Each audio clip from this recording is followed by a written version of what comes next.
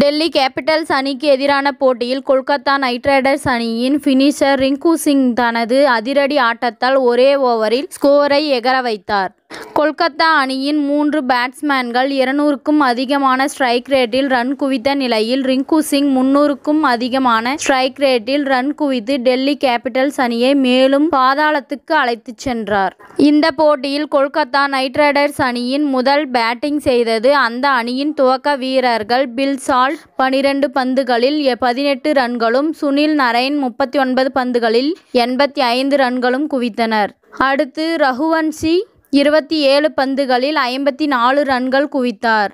Andre Russell தன் பங்கிற்கு 19 பந்துகளில் 41 ரன்கள் சேர்த்தார். ஸ்ரேயஸ் ஐயர் 11 பந்துகளில் 18 ரன்கள் மட்டுமே எடுத்து ஆட்டமிழந்தார்.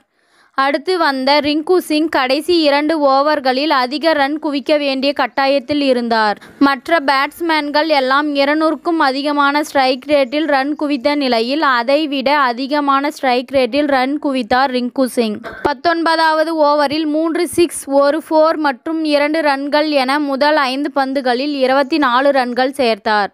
அந்த ஓவரின் கடைசி பந்தில் அவுட் ஆனார். 8 பந்துகளில் 26 ரன்கள் குவித்திருந்தார். அவரது ஸ்ட்ரைக் ரேட் 325 இருந்தது. 18வது ஓவரில் 239 இருந்த ஸ்கோர் 19வது ஓவரின் முடிவில் 264 உயர்ந்தது.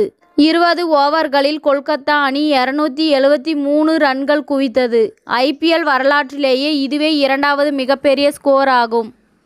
இத்துடன் இந்த செய்தி முடிவடைகின்றது. நன்றி, வணக்கம். மீண்டும் அடுத்த வீடியோவில் சந்திப்போம்.